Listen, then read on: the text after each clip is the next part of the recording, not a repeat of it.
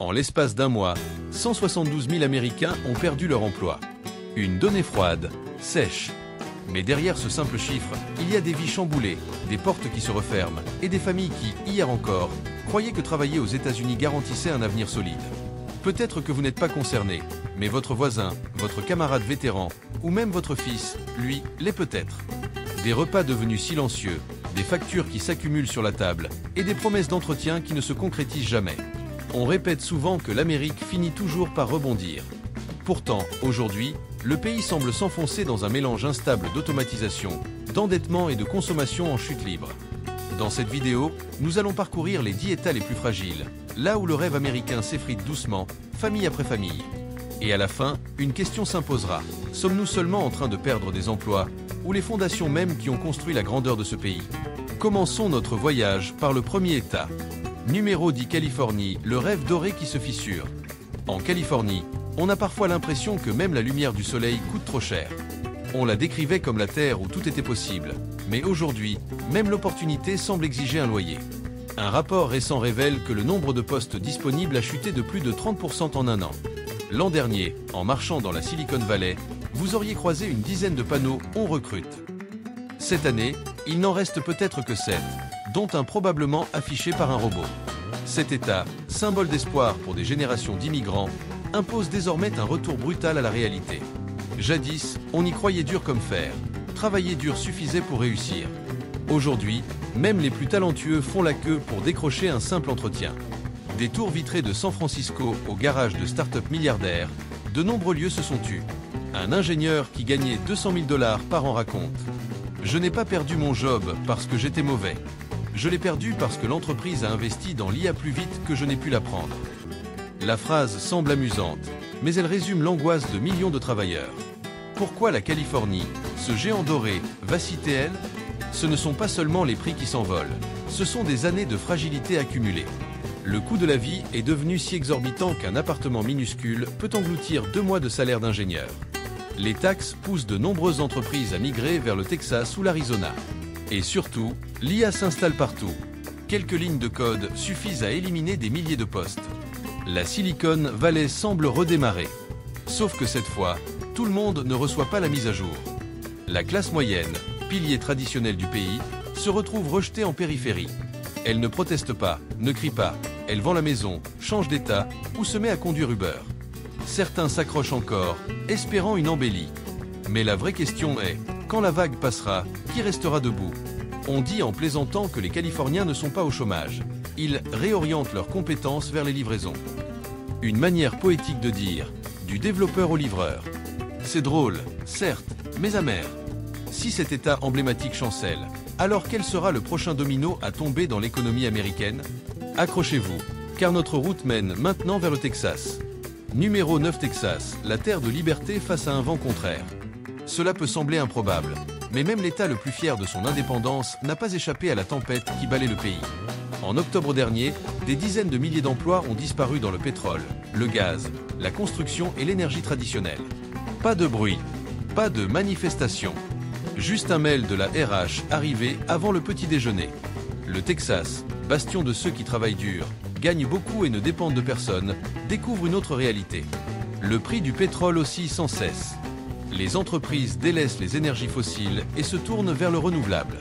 Les hommes qui travaillaient sous les plateformes pétrolières comptent aujourd'hui chaque dollar. On peut appeler cela un cycle économique. Mais pour beaucoup, c'est surtout une sécheresse de travail dans un désert d'espoir. La célèbre phrase « Everything is big in Texas » prend une tournure moins glorieuse. Ce qui grandit vraiment, c'est la liste des demandeurs d'emploi. Entre la robotisation des champs pétroliers, les projets énergétiques annulés et les matériaux de construction dont les prix explosent, l'emploi se dérobe sous leurs pieds. La population augmente, mais les infrastructures, routes, ponts, écoles ne suivent pas. Le budget de l'État se tend comme une corde usée. Et désormais, l'IA s'invite dans le pétrole et le gaz. Robots d'inspection, drones de surveillance. Des technologies modernes, oui, mais aussi des centaines d'ingénieurs qui n'auront plus leur place demain. Chaque emploi perdu n'est pas qu'un salaire en moins. C'est un restaurant qui voit ses tables vides, un garagiste sans voiture à réparer, une petite ville privée du rire de l'après-midi. À Midland ou Odessa, beaucoup ont quitté les maisons construites de leurs propres mains. Un homme d'âge mûr a résumé la situation à la radio. Je pensais que le pétrole, c'était pour toujours. Aujourd'hui, la seule chose éternelle, c'est ma facture d'électricité. C'est une plaisanterie, mais derrière elle, une génération entière comprend que la stabilité n'est qu'un mot dans les vieux dictionnaires. Le Texas reste fier, solide, déterminé. Mais pour la première fois depuis longtemps, les Texans doivent admettre qu'aucune force, même la leur, ne peut arrêter une tempête économique et technologique. Si la Californie est un empire technologique qui vacille, et le Texas un moteur énergétique à bout de souffle, alors au nord, un autre État entend ses machines s'éteindre une à une, là où l'acier, le pétrole et la sueur faisaient autrefois tourner le pays. Numéro 8 Michigan, le cœur industriel qui bat de travers. Le Michigan, ce cœur mécanique des États-Unis, commence à battre de manière irrégulière. Et peut-être que c'est là le véritable signal d'alarme pour l'économie américaine. Si le Texas est le poumon énergétique du pays, alors le Michigan en est le moteur, là où l'acier, l'huile et le vacarme des machines rythmaient autrefois la prospérité nationale. Mais cet octobre, ce cœur s'est mis à rater des pulsations. Plusieurs usines ont réduit la cadence, des chaînes d'assemblage se sont arrêtées net, et des milliers d'ouvriers en bleu de travail ont regardé leur téléphone avec la même question. Mon poste existe-t-il encore? Cet État a longtemps incarné la fierté de la classe ouvrière. À Détroit comme à Flint, chaque rue raconte l'histoire d'un grand-père chez Ford, d'un père chez GM, et d'un fils désormais chez lui, attendant un email qui ne vient pas. Ici, le travail n'était pas seulement un moyen de vivre, c'était un symbole, presque une identité nationale. Mais les chiffres de cette dernière année parlent sans détour. Des dizaines de milliers d'emplois de la chaîne automobile ont disparu, remplacés par des robots ou des systèmes automatisés. Les mains qui serraient autrefois une clé plate tiennent désormais un smartphone, et le cliquetis des anciennes machines laisse place à un froid mis à jour terminé. Pourquoi ce cœur industriel s'essouffle-t-il? La réponse ne se trouve pas seulement dans les usines, mais aussi dans la géopolitique mondiale. Les robots assemblent plus vite, plus précisément, et coûtent moins cher. Les constructeurs déplacent une partie de leur production au Mexique ou en Amérique du Sud, où les charges sont plus légères. Les taxes, les prix de l'énergie et le coût de la vie font progressivement perdre au Michigan son avantage compétitif. Et ironie du progrès, la montée en puissance des véhicules électriques, fierté technologique, détruit en parallèle des milliers d'emplois traditionnels. C'est comme une opération à cœur ouvert où un organe vieux de 100 ans est remplacé par une puce, dirigée par une IA. Pour beaucoup de familles de la classe moyenne, la réalité est brutale. Elles qui croyaient que l'effort suffisait doivent aujourd'hui réapprendre un métier ou accepter qu'à 50 ans, il n'y a plus beaucoup d'endroits où recommencer. Les maisons de banlieue pleines de rires sont désormais affichées à vendre. Les restaurants près des zones industrielles ferment plus tôt. Et les hommes autrefois fiers de leurs mains couvertes d'huile font défiler des offres d'emploi sur un écran tactile. On plaisante parfois en disant que Détroit se relève parce que les robots n'ont jamais été aussi productifs. Une ville qui s'est un jour effondrée à cause de l'industrie renaît grâce aux machines.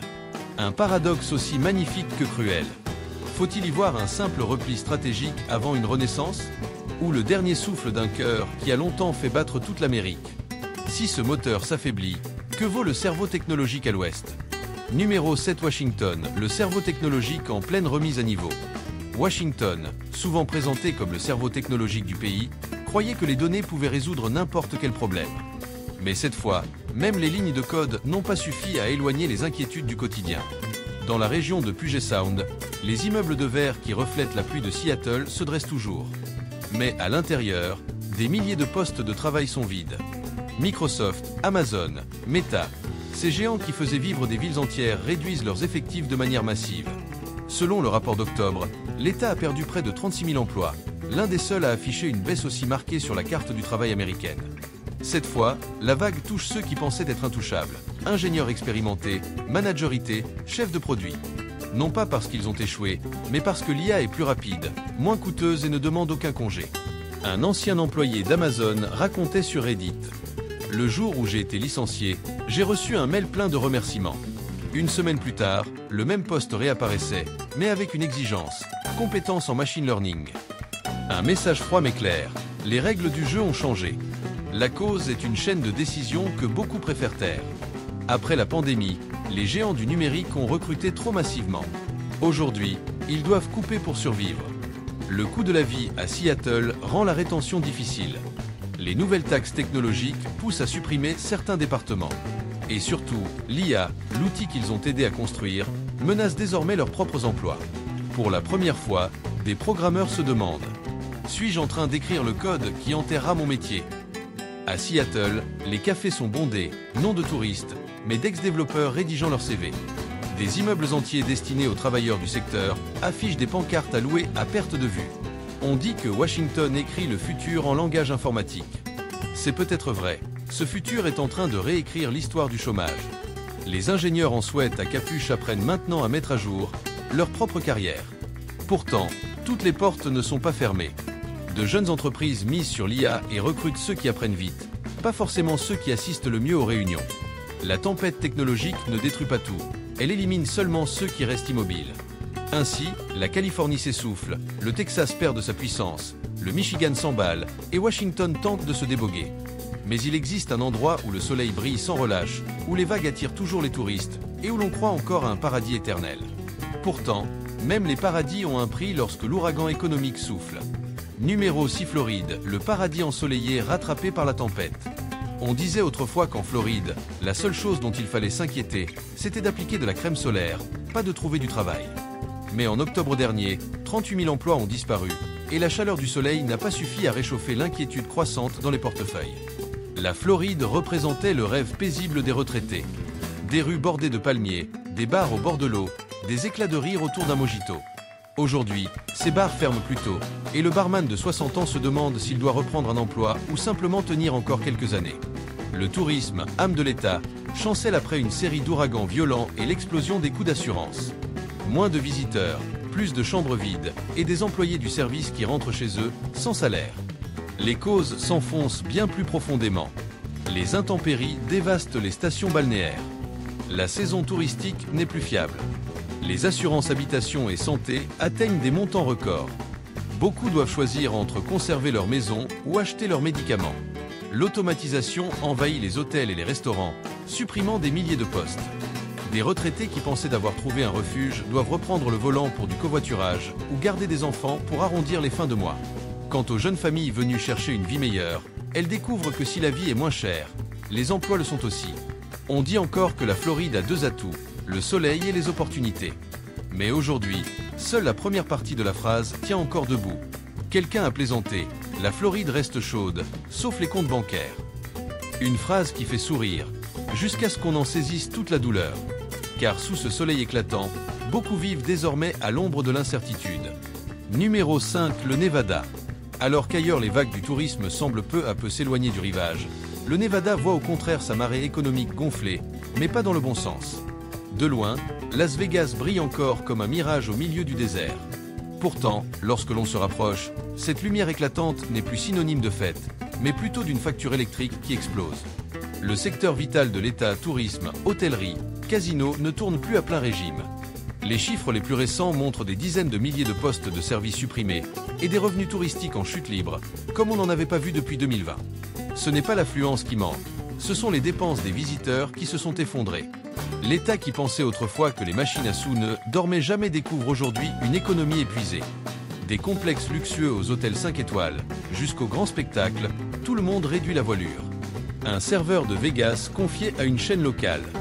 Les clients rient encore, ils laissent toujours des pourboires, mais moins. Et chaque soir, un collègue fait ses adieux. Une phrase aussi légère que la fumée d'une cigarette dans un casino, mais qui cache une vraie angoisse. Dans cette partie, les employés ne choisissent pas les cartes. La hausse vertigineuse des coûts, loyers, impôts, énergie a plongé de nombreuses petites entreprises dans la faillite, avant même le retour des clients. L'automatisation a envahi le service. Bornes d'enregistrement, robots livreurs, assistants virtuels remplaçant les réceptionnistes. Au premier abord, cela paraît pratique, jusqu'à ce qu'on réalise que la machine occupe désormais le poste qu'on espérait garder. À cela s'ajoute une concurrence extérieure de plus en plus agressive. Aujourd'hui, un Américain peut s'envoler pour l'Europe pour moins cher qu'un séjour à Vegas et publier des photos bien plus instagrammables. Ironie cruelle, la ville qui faisait rêver le monde entier dépense maintenant toute son énergie pour retenir ceux qui viennent encore y gagner leur vie. Les familles dépendantes du tourisme doivent choisir entre rester dans l'espoir d'un rebond ou partir avant de ne plus pouvoir payer le loyer. Autour de Vegas, les quartiers résidentiels autrefois pleins de vie voient fleurir les panneaux « à vendre ». Et pour un salarié de l'hôtellerie avec 20 ans de métier, se reconvertir ne se fait pas d'un simple claquement de doigts. Beaucoup soupirent. À Vegas, on peut gagner au jeu, mais perdre dans la vraie vie. Cette fois, ce ne sont peut-être plus les joueurs les perdants, mais ceux qui les servaient. Le Nevada devient ainsi un miroir de l'Amérique d'après-pandémie. La lumière existe encore, mais la vigueur disparaît. Et si vous pensez que seules les villes du divertissement sont touchées, tournons-nous vers le Midwest, là où le bruit des machines, autrefois symbole de grandeur nationale, s'estompe peu à peu. Numéro 4, l'Ohio. Prenons l'exemple de l'Ohio.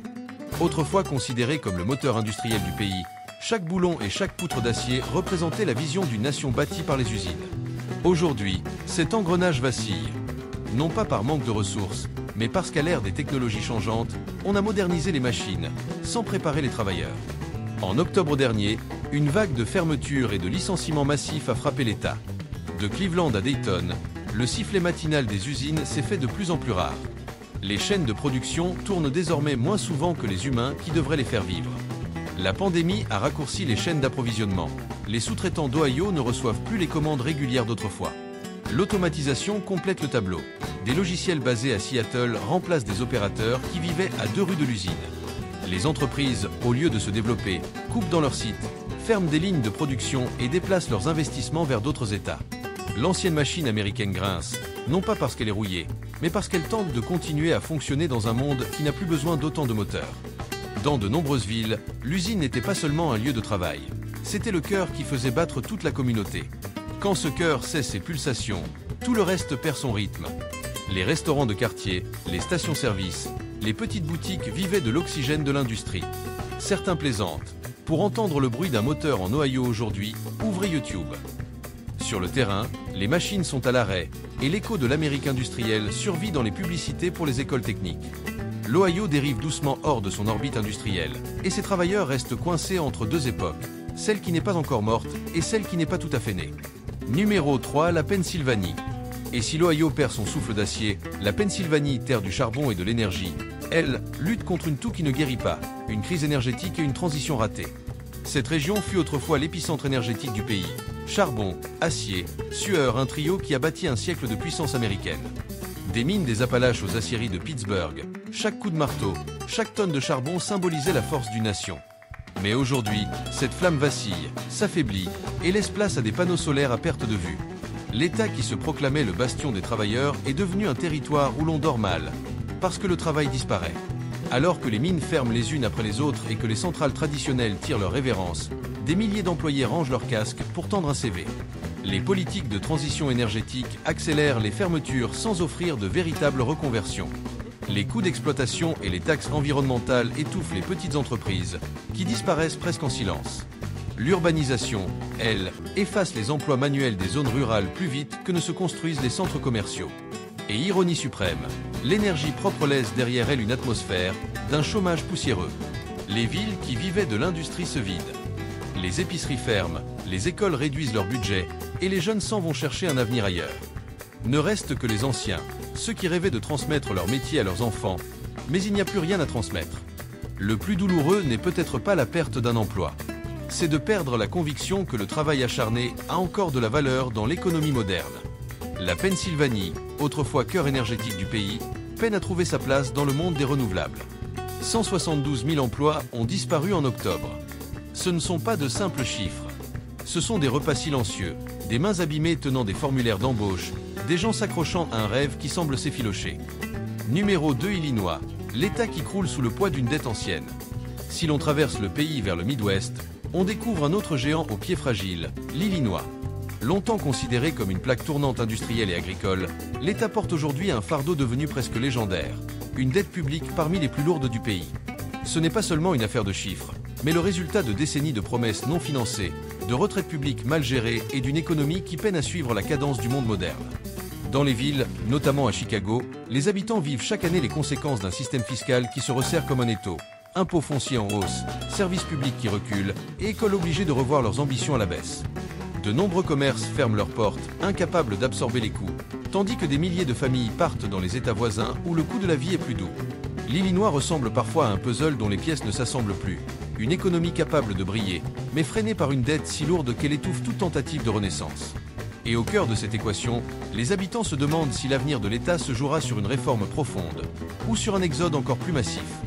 Numéro 1, New York, le titan financier qui vacille sous la transformation. Au nord-est, un autre colosse tente de conserver son équilibre. New York, le symbole même du dynamisme américain. Manhattan continue de scintiller, Wall Street fait toujours battre le cœur de la finance mondiale, et Times Square attire encore les foules. Mais derrière cette façade vibrante, l'État traverse l'une de ses plus grandes métamorphoses économiques. La pandémie a bousculé New York d'une manière que personne n'aurait imaginée.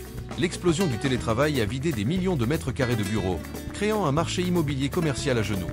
Les loyers excessifs ont poussé des milliers de familles et d'entreprises à quitter l'État pour des horizons fiscaux plus cléments, comme la Floride ou le Texas.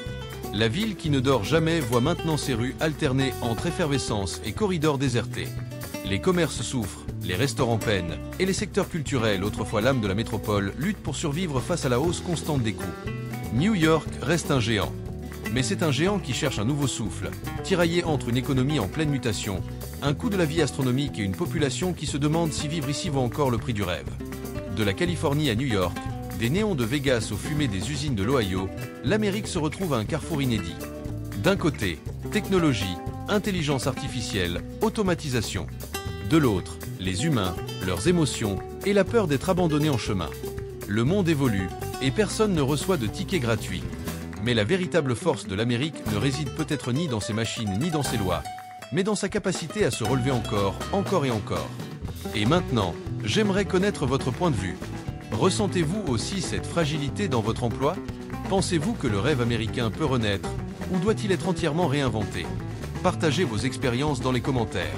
Ce contenu s'appuie sur des sources publiques et des analyses regroupées et n'a pas vocation à fournir de conseils politiques, financiers ou d'investissement. Il s'agit d'une invitation à la réflexion et à l'échange. À chacun de vérifier, comprendre et tirer ses propres conclusions. Merci d'être resté jusqu'au bout. N'oubliez pas, chaque crise finit par passer, mais les enseignements qu'elle laisse peuvent nous protéger lors de la suivante. À très bientôt pour une nouvelle plongée dans les rouages de l'économie en mutation.